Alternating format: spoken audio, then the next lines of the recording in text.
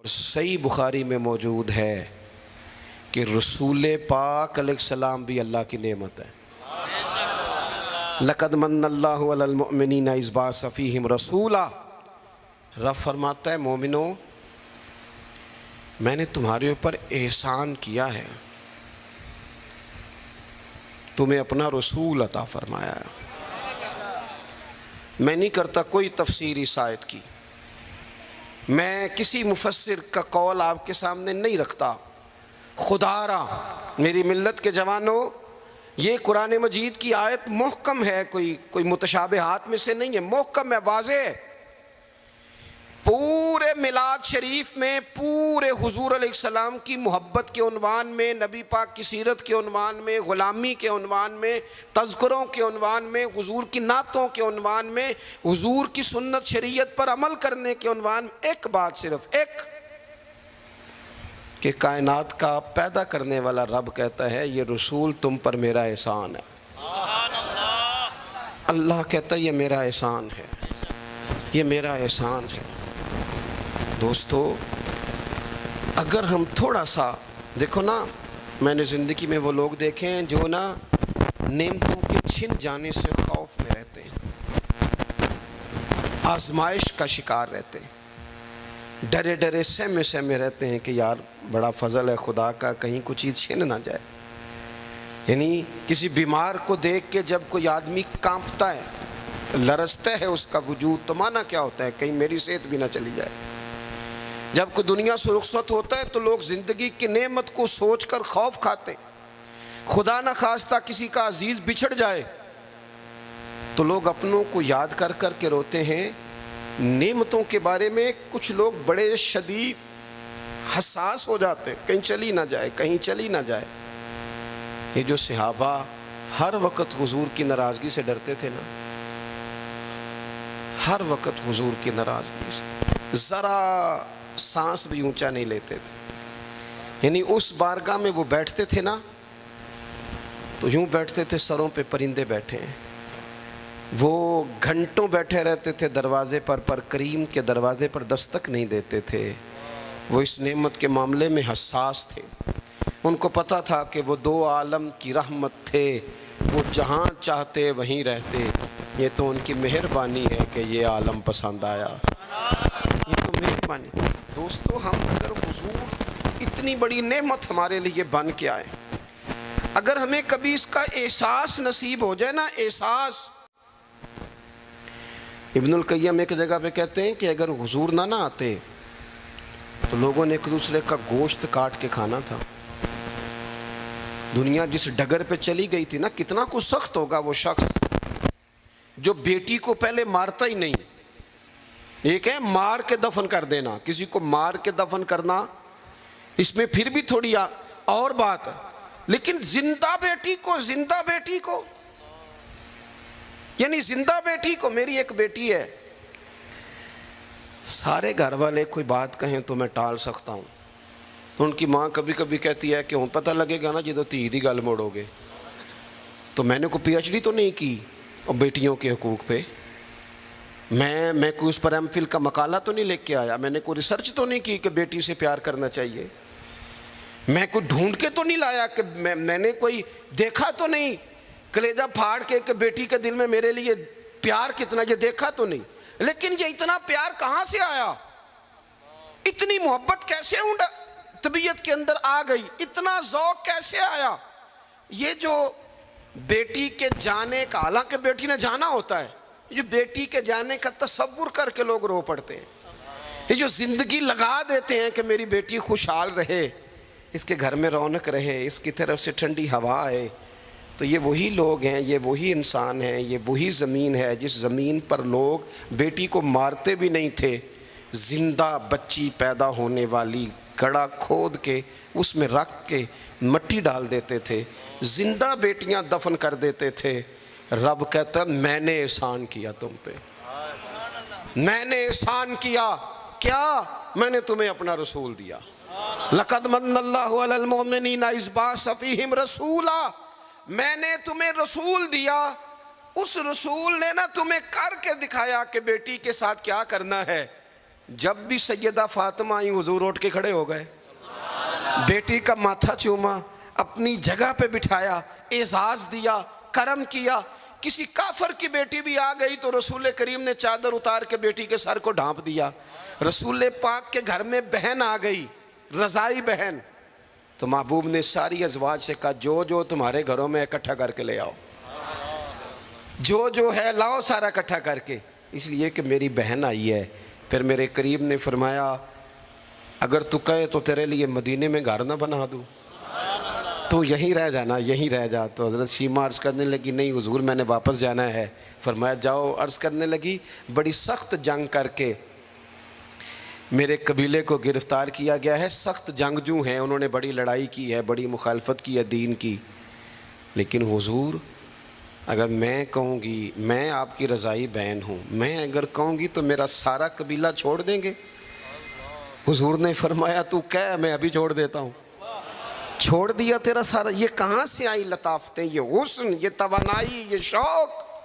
مالک کہتا ہے تم نہیں بدل سکتے تھے، یہ میں نے احسان کیا، میں نے تمہیں اپنا رسول عطا فرمایا، تمہیں میں نے اپنا نبی دیا، اس نے تمہارا تزکیہ کر دیا، تمہارا باطن دھو ڈالا، میل کچیل اتر گئے۔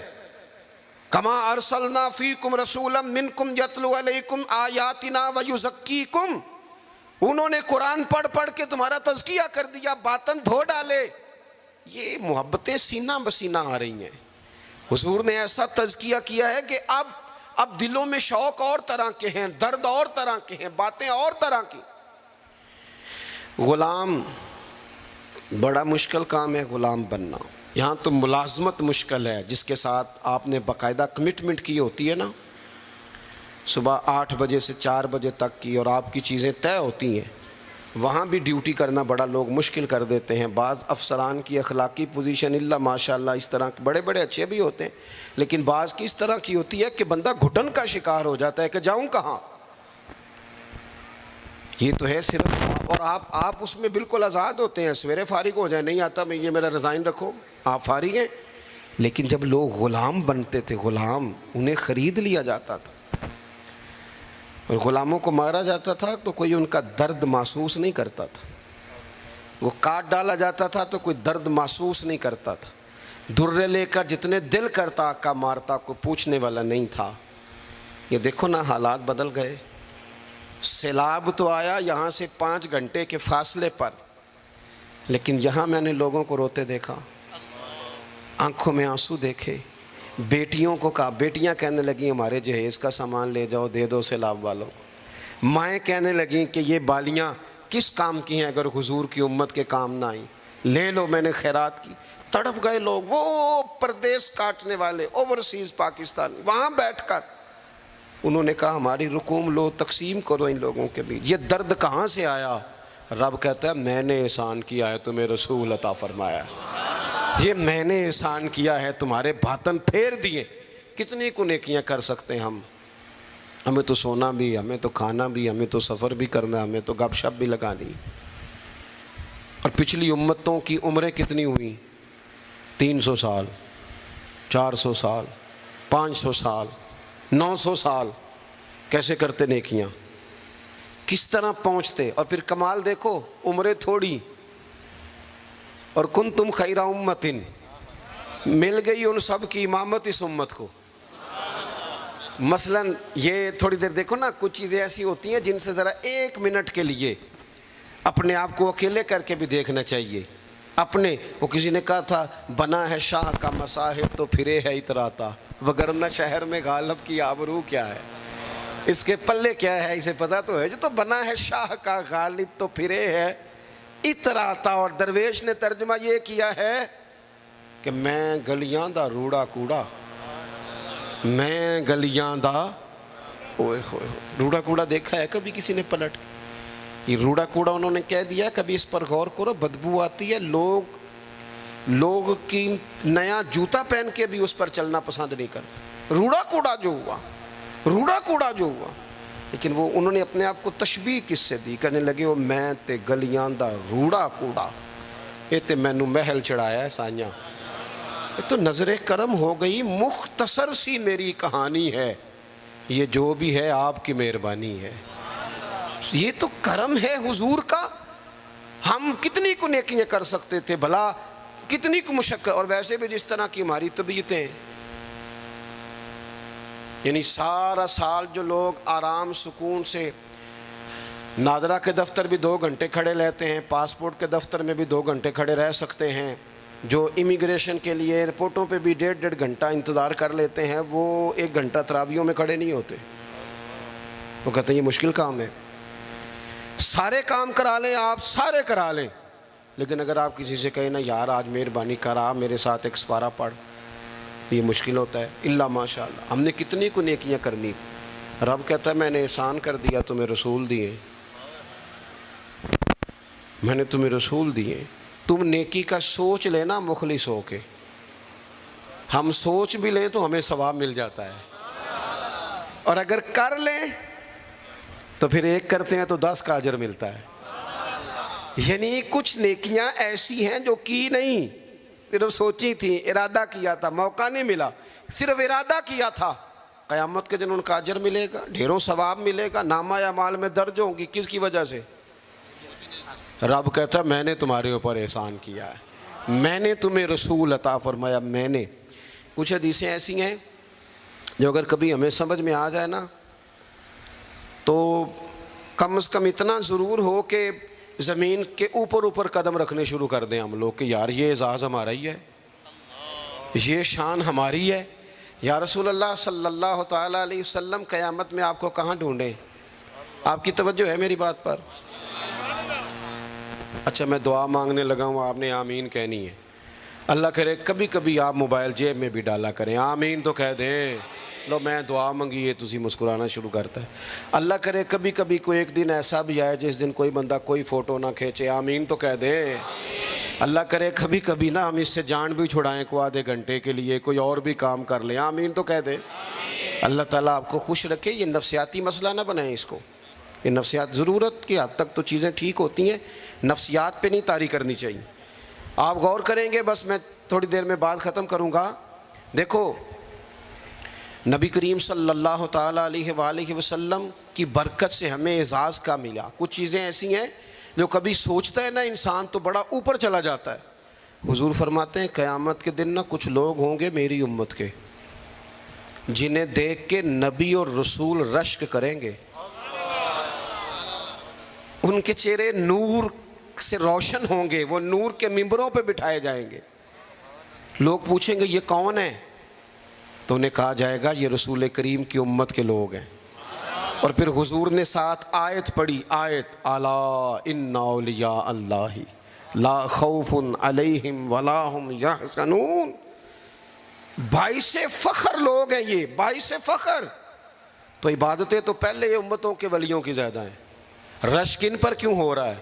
وہ اس لیے کہ رب کہتا ہے میں نے احسان کیا ہے تمہیں رسول عطا فرمایا، میں نے احسان کیا ہے تمہیں رسول۔ اب مجھے بتائیں، ہر نعمت کا شکر ادا کرنا ہے، اور یہ جو نعمت اللہ نے ہمیں دی ہے، نبی پاک کا غلام بنایا ہے۔ اچھا میں آپ سے نا کسی کی بات نہیں کرتا، ایک مثال میں آپ کو ذاتی دیتا ہوں۔ میں آج ہی سوچ رہا تھا، مجھے نا بہت سارے لوگوں نے دیکھا ہوتا ہے کیمرے کی آنکھ سے، کسی نے یوٹیوب پہ دیکھ لیا، ٹی وی پہ دیکھ لیا، کسی اور جگہ دیکھ لیا۔ تو انسان کا نا ایک مزاج ہوتا ہے کہ جس چیز کو وہ کبھی کسی دیوار کے پردے کے پیچھے دیکھتا رہا ہے، وہ اچانک سامنے آ جائے تو کئی دفعہ بندہ پریشان بھی ہو جاتا ہے، نہیں ہوتا؟ چلیں اللہ آپ کو جزائے خیر، تسی پریشان ہونا اس لیے کہہ رہا ہوں، کبھی کبھی بندہ پریشان بھی ہو جاتا ہے۔ میں نا اتفاق کی بات ہے میری زندگی کچھ زیادہ مصروف ہے۔ کل میں صبح 11 بجے گھر سے نکلا تھا کل، اور رات کو کوئی 12 بجے لگ بھگ آیا تھا، اور صبح میں پھر کوئی تقریباً 8:30 بجے کا اللہ کی توفیق سے پھر میں سفر میں ہوں۔ اور اسی طرح کی زندگی ہے، تو پھر بھی بعض لوگ کہتے ہیں آپ ٹائم دیں، تو اب ٹائم جتنا ہونا ہے اتنا ہی دینا ہے نا، سارا دن ہی ٹائم پہ ہیں، لیکن وہ مشکل۔ اب ایک دوست ایسے تھے جو مجھے نا کوئی 3-4 سال سے کہہ رہے تھے ٹائم دے دیں، ٹائم دے دیں، اور وہ ٹائم لینا چاہ رہے تھے۔ اپنے ان کے والد جو تھے وہ تھوڑے سے معذور تھے، تو کہہ رہے ابا جی کی بڑی خواہش ہے، تو کسی وجہ سے ٹائم بنتا نہیں تھا، سال 2-3 گزر گئے۔ بالآخر وقت بن گیا، میں ان کے گھر گیا محفل پہ. اب وہ مجھے اچانک دیکھ کے نا تو حالت ان کی اس طرح کی ہو گئی کہ وہ جو کچھ بھی گھر میں موجود تھا نا، جو بھی یعنی جو سالن کل کا پکا تھا وہ بھی لے آئے، وہ اٹھا اچار بھی لے آئے. اور اس طرح کا اس بندے کا محبت کا انداز ہو گیا، پیار کی لیول اس طرح کا ہو گیا کہ وہ یعنی گلاس میں پانی ڈالتے ہیں اس میں انہوں نے چائے ڈالنی شروع کر دی. اب میں ان کی کیفیت دیکھ رہا ہوں. کچھ امیر لوگ بھی بڑا پیار کرتے ہیں لیکن بعض اوقات غریبوں میں جذبات ذرا زیادہ ہوتے ہیں. کچھ غریبی تھی، کچھ وہ جذبات تھے، کچھ وہ شوق تھا، کچھ وہ درد تھا، کچھ وہ سمجھ نہیں آ رہی. تو میں نے ان کو تسلی دی. میں نے کہا بزرگوں آپ بلا وجہ پریشان ہو گئے، میں تو دیہاتی سا چھوٹا سا کسان کا بیٹا ہوں، سادہ سا بندہ ہوں. میرے لیے تو آپ نے ویسے آپ نے ٹی وی پہ دیکھا ہے تو آپ کو وہ تھوڑا عجیب لگ رہا ہے، ویسے آپ مطمئن رہیں، ایسی کوئی بات نہیں ہے. ان بزرگوں نے مجھے کہا کہ مولانا میں آپ کو 3 4 5 سالوں سے سن رہا ہوں، آپ کو میری کیفیت کا نہیں پتہ. میرے پاس کوئی بھی چیز ہوتی تو آج بیچ دیتا، اور جتنی بھی اچھی آپ کی دعوت ہو سکتی تھی وہ میں کرتا. میں بزرگوں کی بات اپنے لہجے میں وہ کہہ رہے تھے، میں ان کی بات پر غور کرنے لگ گیا اور میں نے دیر تک ان کی بات پر غور کیا. میں نے کہا میں بالکل کسی کام کا آدمی نہیں، بیکار آدمی ہوں. مجھے پتہ ہے اپنے آپ کا، من نانم کے من دانم. تو میرے لیے اگر کسی بندے کے یہ جذبات ہیں ایک بیکار آدمی کے لیے، تو پھر مدینے والے محبوب کے میلاد کے لیے ہمارے کیا جذبات ہونے چاہیے.